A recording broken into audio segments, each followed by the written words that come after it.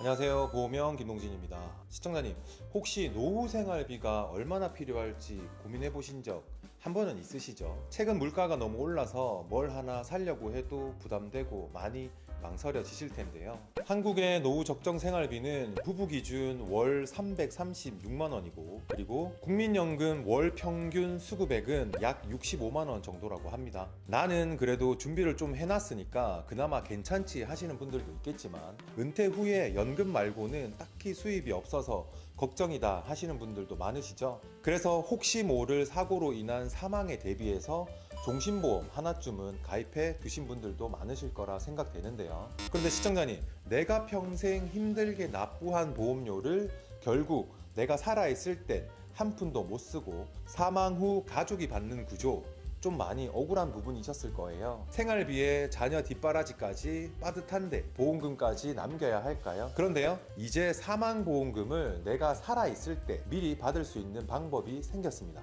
금융위원회에서 2025년 3분기부터 도입할 새로운 제도인데요. 무슨 내용이냐면 내 사망보험금을 연금처럼 미리 활용할 수 있는 제도입니다. 오늘은 이 제도가 어떤 건지, 나는 얼마나 받을 수 있는지, 그리고 어떤 점을 주의해야 하는지까지 안내해 드리겠습니다.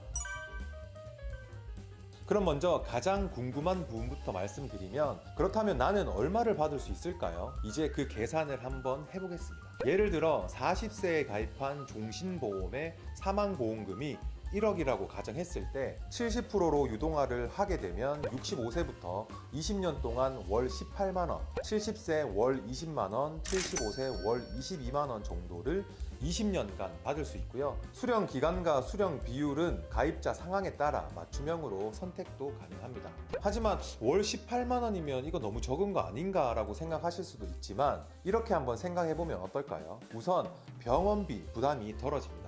나이가 들수록 병원 갈 일도 많아지고 그만큼 병원비 부담도 커질 거고, 자식들에게 말하기 애매한 정도의 돈이 갑자기 필요할 때 보험금 유동화로 해결할 수도 있고, 그리고 실손보험과 함께 사용하면 병원비 걱정이 확 줄어들지 않을까요? 거기다 노후생활비로 활용하면 생활의 보탬도 되겠죠. 그리고 용돈 개념으로 매월 20만원씩 1년으로 따져보면 240만원이나 되니까 가끔 친구들과 영화도 한 편 보고 외식도 하고 싶을 때, 배우자와 소소하게 여행도 다녀오고 싶을 때, 이게 무슨 큰 잘못이라고 자식들에게 부담 주기 싫다며, 그리고 아들 딸한테 병원비 달라 하기 싫을 때 어느 정도 미리 대비할 수 있어서 그만큼 부담을 덜 수 있게 되는 거죠. 그리고 여기서 중요한 건 사망보험금 전부를 받는 게 아니라 유동화하지 않은 남은 금액은 여전히 가족에게로 상속이 됩니다. 그러니까 필요한 만큼 먼저 쓰고 남은 부분은 가족이 받을 수 있도록 설정하시면 되겠죠. 그럼 누가 신청할 수 있을까요? 별도 소득이나 재산 요건은 따로 없고요. 보험계약 대출이 없는 만 65세 이상 보험료 납입이 완료된 금리 확정형 종신보험 가입자라면 누구나 신청이 가능합니다. 계약기간이 10년 이상, 납입기간이 5년 이상 된 보험입니다. 변액종신, 금리연동형, 단기납 종신보험은 유동화 대상에서 제외됩니다. 유동화 개시 나이에 따라 수령하는 금액은 달라질 수 있지만, 예를 들어 70세 때 유동화 시 사망보험금이 5천만 원인 경우 연금으로 월 10만 원 정도가 지급되고요. 사망보험금이 1억 원일 경우 연금으로 월 20만 원이 지급됩니다. 이 정도면 보험 대출이나 주택연금보다 부담 없이 활용할 수 있을 것 같은데요. 기존의 사망보험금은 다들 잘 알고 있듯이 사후에 가족만 받는 형식이었지만, 이제는 살아있을 때 이렇게 일부를 활용할 수 있는 제도가 생긴 거죠. 정년퇴직 후에 생활비가 부족할 때 매월 연금처럼 지급받아서 해결도 가능하고요. 몸이 불편해 요양시설 이용을 고민 중일 때에는 보험금 일부를 받아서 요양비를 충당할 수도 있게 됩니다.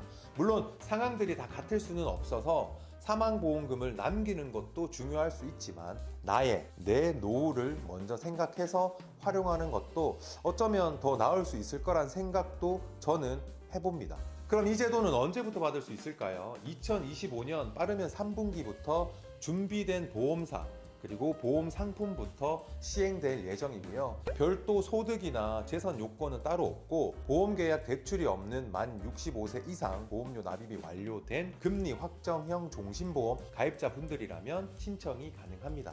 국가에서 공식적으로 도입하는 제도이기 때문에 믿고 신청하실 수 있습니다. 자, 그리고 선택 시 꼭 유의할 점이 몇 가지 있는데요. 사망보험금 유동화가 무조건 좋은 건 아닙니다. 상황에 따라 다를 수 있겠지만 보험금을 미리 받았으니 당연히 그만큼 금액이 줄어드는 거니까 남는 금액이 얼마 없을 수도 있겠죠. 배우자와 꼭 상의 후 결정하시길 바라고요. 유동화 시에 세금과 수수료가 발생할 수도 있습니다만 아직 제도 시행 전이고 확정된 게 없기 때문에 얼마나 나올지는 지켜봐야 될 부분 같습니다.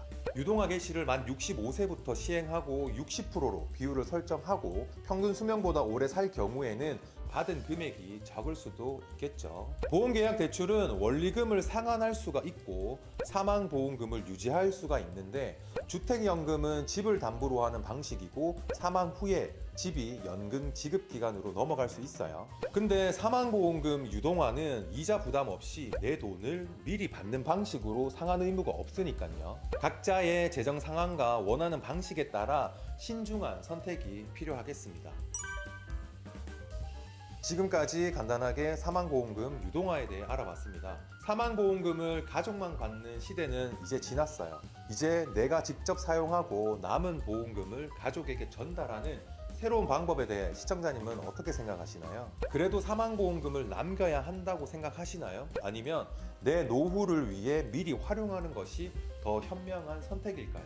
댓글에 많은 의견들 남겨주세요. 함께 고민해보겠습니다. 구독과 좋아요는 영상 제작에 많은 힘이 됩니다. 그 힘을 주시면 이런 유익한 정보를 빠르게 받아보실 수 있습니다. 오늘 영상 여기까지 하겠습니다. 보험 관련 궁금한 점은 댓글이나 위 카카오톡 또는 연락처로 연락 주시면 친절히 꼼꼼하게 안내드리겠습니다. 끝까지 시청해주셔서 감사합니다. 본 광고는 광고 심의 기준을 준수하였으며 유효기간은 심의일로부터 1년입니다.